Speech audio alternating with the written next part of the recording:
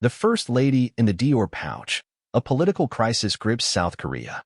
A scandal involving the president's spouse has become a major issue for his party ahead of a crucial parliamentary election. South Korea's First Lady, Keon Hee, arriving at the White House in Washington in April. The president was grappling with a slowing economy, a deadly crowd crush, and nuclear threats from a belligerent neighbor. Then came a much more personal scandal, spy cam footage that showed his wife accepting a $2,200 Dior pouch as a gift. It has quickly escalated into one of the biggest political crises for President Yoon Yeol of South Korea, who has made his mark in foreign policy by aligning his country more closely with the United States and Japan, but has been bogged down by controversies at home, many of them involving the First Lady, Keon Hee. The video of Ms. Kim, which emerged late last year, has caused a rift between Mr. Yoon and one of his most trusted lieutenants. It has roiled his political party. One senior member called on Ms. Kim to apologize and compared her to Marie Antoinette. And polls show it has become a significant issue ahead of crucial parliamentary elections in an increasingly polarized political atmosphere.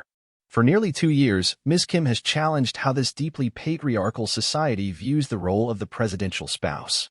Unlike past first ladies, who typically remained in the shadow of their husband, she has reveled in media attention and even publicly pushed Mr. Yoon's government to ban the breeding and butchering of dogs for human consumption.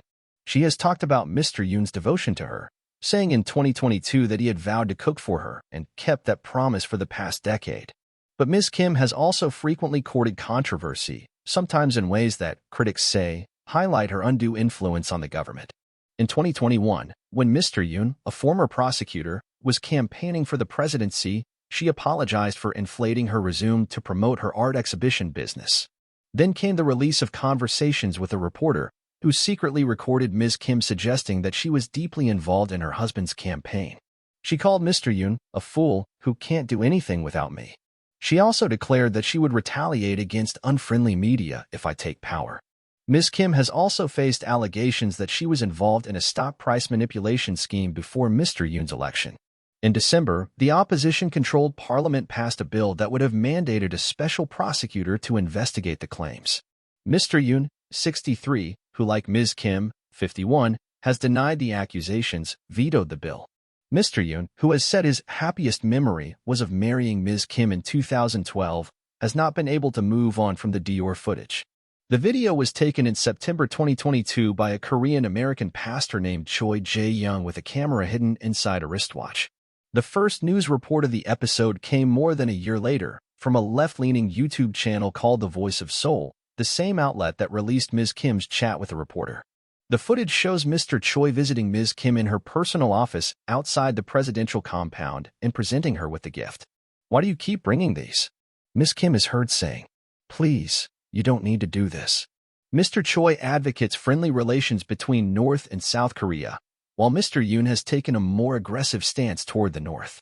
He said he got to know Ms. Kim when Mr. Yoon was running for president and received an invitation to Mr. Yoon's inauguration in May 2022. He visited Ms. Kim's office a month later to thank her and said he gave her a $1,300 Chanel Cosmetics gift set. During that meeting, Mr. Choi said that he overheard a conversation in which Ms. Kim appeared to be playing a role in the appointment of a senior government official. He said that is when he decided to expose her. A Voice of Seoul reporter provided him with the spy cam and the cloud blue calfskin Dior pouch, and Mr. Choi sent a photo of the Dior bag to Ms. Kim, asking for another meeting.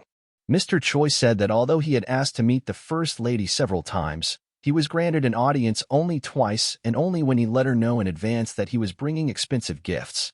Government officials and their spouses are banned from accepting a gift worth more than $750 even if no potential conflict of interest is involved. The gift was a ticket to an audience with her, Mr. Choi said. In the video, Ms. Kim also expressed her desire to involve myself actively in South-North Korean relations, raising fears that she was overstepping her role. As the scandal has raged, Ms. Kim has avoided public appearances for 1.5 months. Mr. Yoon's office, when asked if the president and Ms. Kim had any comment on the matter, said that it had nothing to share. Ms. Kim has not publicly commented on the various allegations against her since her 2021 apology, when she said she would stick to a wife's role if Mr. Yoon was elected.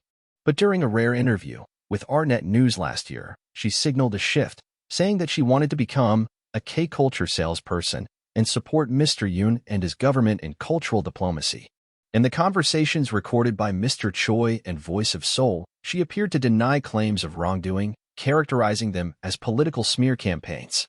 Some officials from Mr. Yoon's People Power Party have accused Mr. Choi of setting a trap for Ms. Kim and timing the release of the video to influence the April election. They have also said that Ms. Kim has not used the bag, which has been stored in a presidential repository. A majority of South Koreans in surveys say it was inappropriate for Ms. Kim to accept the pouch and say they want an investigation and an explanation from Mr. Yoon.